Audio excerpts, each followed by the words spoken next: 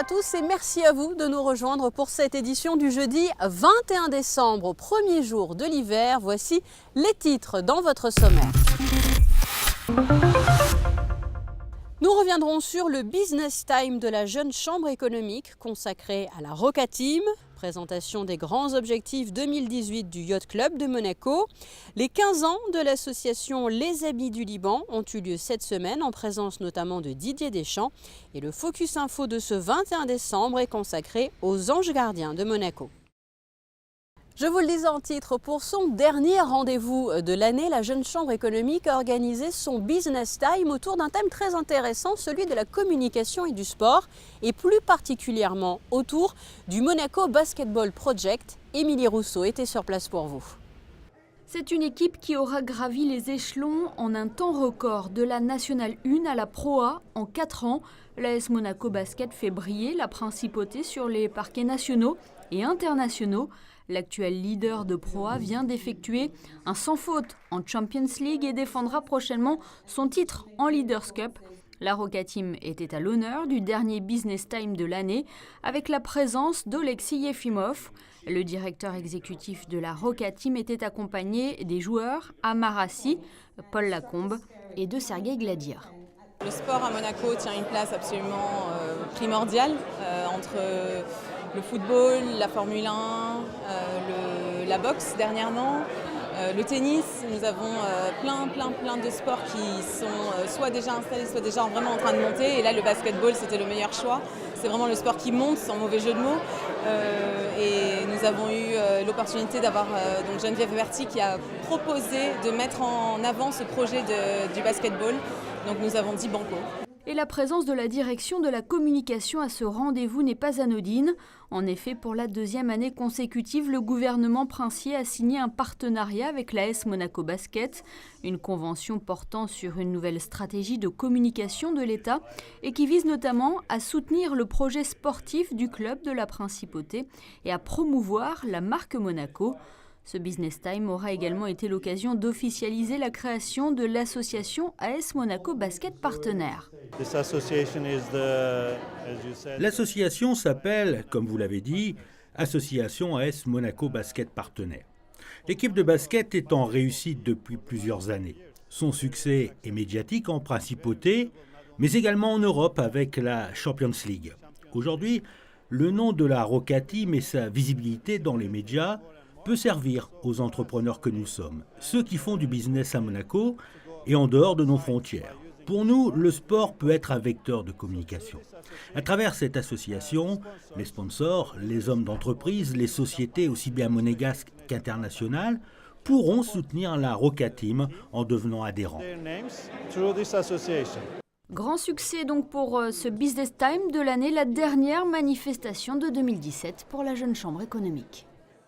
Et quasiment au même moment, du côté du Yacht Club de Monaco, avait lieu l'une des soirées annuelles d'intronisation des nouveaux membres en présence du président du Yacht Club monégasque, son Altesse Sérénissime, le Prince Albert II et de nombreuses personnalités. Christine Datomel. Adhérer à sa philosophie, porter fièrement ses couleurs et être engagé à ses côtés, telles sont les valeurs que doivent posséder les membres du Yacht Club de Monaco.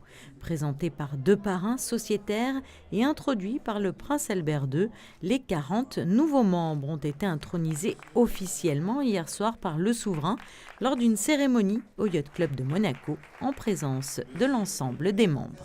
Je suis très heureuse parce que c'était mon rêve de devenir le membre de Yacht Club.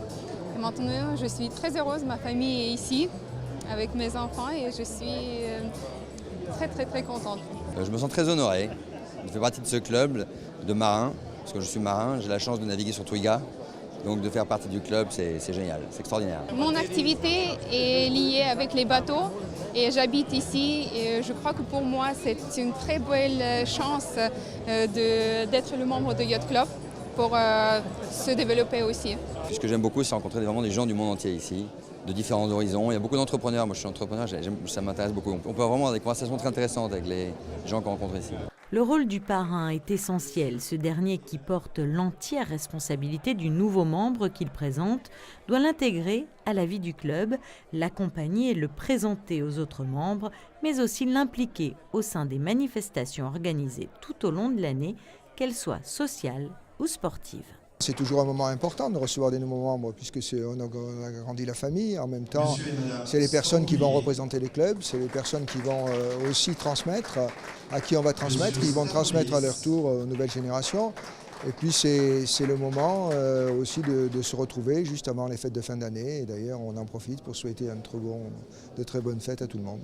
À l'issue de cette cérémonie d'intronisation, il est d'usage que les nouveaux sociétaires célèbrent leur appartenance au club au cours d'un dîner.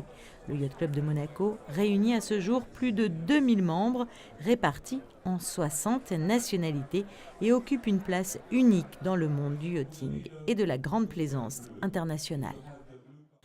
Double événement à présent pour l'association Les Amis du Liban qui organisait son traditionnel goûter de Noël, mais l'association a également célébré ses 15 ans d'existence en présence de son parrain Didier Deschamps. Patricia Navarro.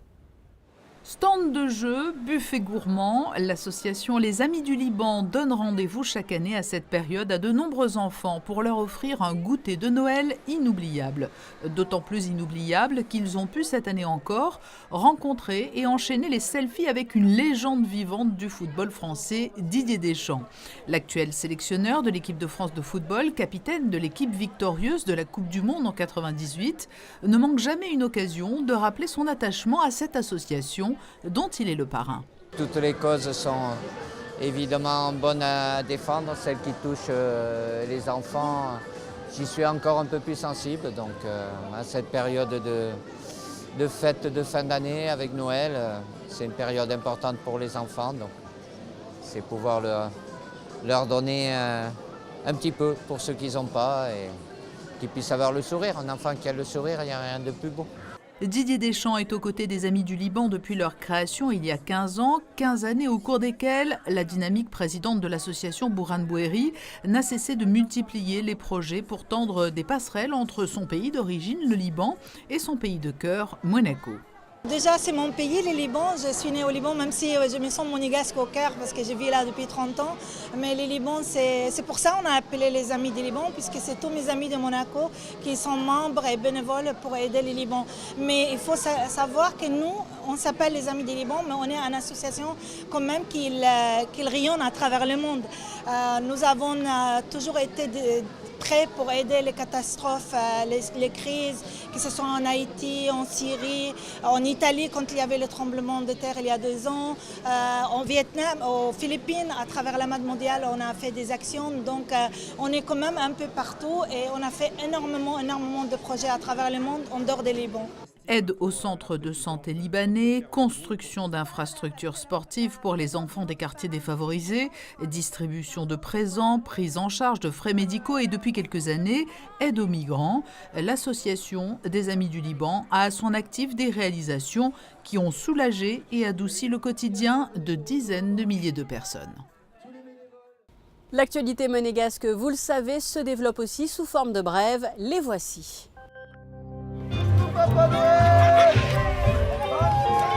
Et pour débuter ces brèves, une note légère avec le Père Noël qui s'est invité comme chaque année sur le bateau-bus du port Hercule pour la plus grande joie des enfants. Les passagers ont ainsi pu effectuer une traversée en musique avec des bonbons à la clé. Un beau cadeau de Noël avant l'heure pour les fans de tennis. Le joueur belge David Goffin a assisté au goûter de Noël des jeunes licenciés du Monte Carlo Country Club. Le 7e joueur mondial participe actuellement à l'ATP Camp, ici même où il s'est hissé jusqu'aux demi-finales du dernier Monte Carlo Rolex Master. David Goffin s'est prêté au jeu des photos et des autographes. Je vous le disais au début de cette édition, ce 21 décembre est le premier jour de l'hiver. Pour les sans-abri, le froid s'ajoute donc à une situation déjà bien précaire. Plusieurs associations leur viennent en aide, à l'image des Anges Gardiens de Monaco. Émilie Rousseau les a suivis lors d'une maraude dans les rues de Nice. C'est notre Focus Info de ce 21 décembre.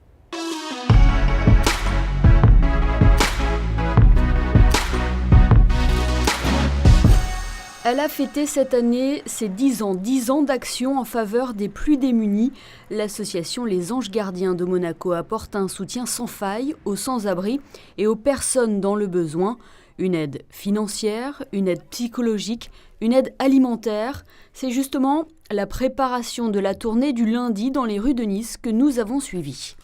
Le rendez-vous est donné dans cette résidence, place des Moulins. Claudia met à disposition son salon pour la préparation des sandwichs. Tous les produits sont issus de dons de supermarchés ou ont été achetés par l'association. Tu les coupes au milieu et ensuite en calme.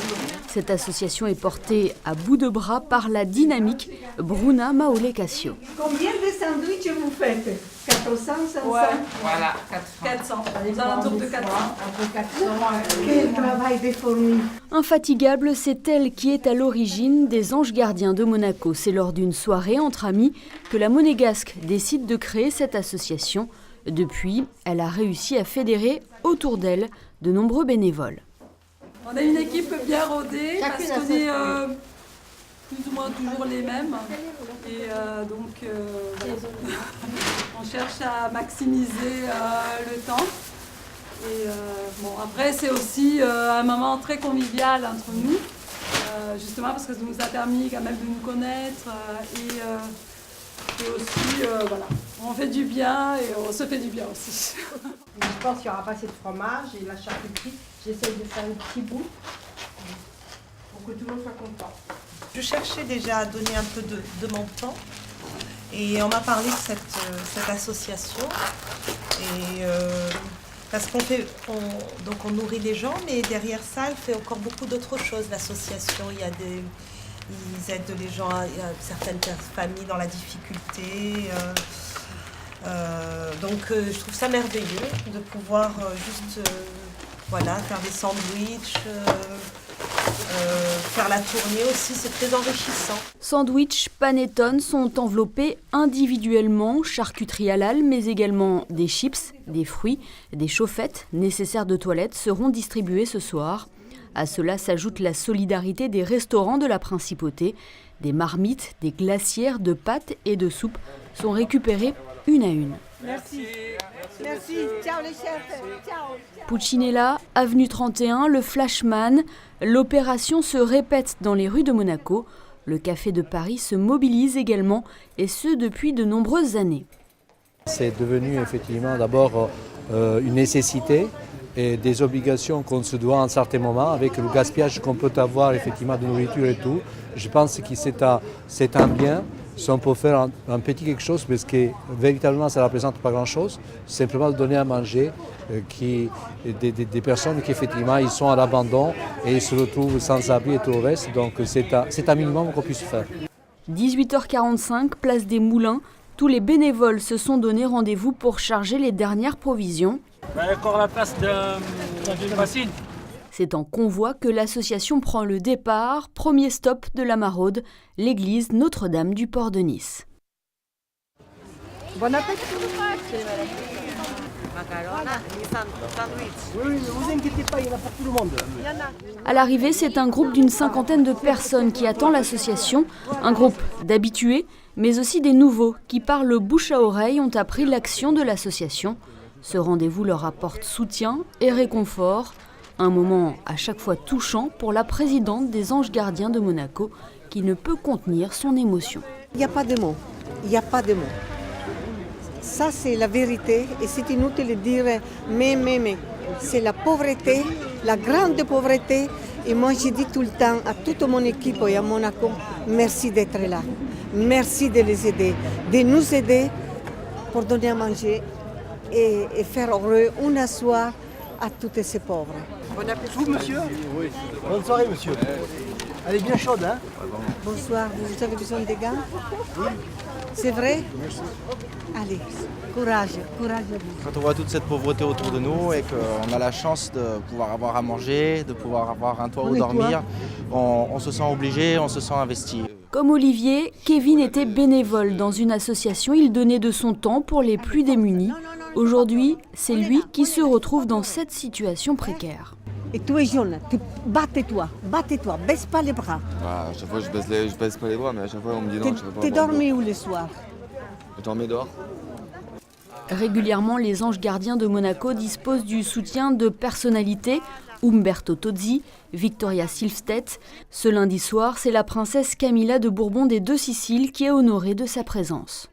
C'est très touchant, assez difficile, surtout quand je vois des enfants qui ont l'âge de mes filles.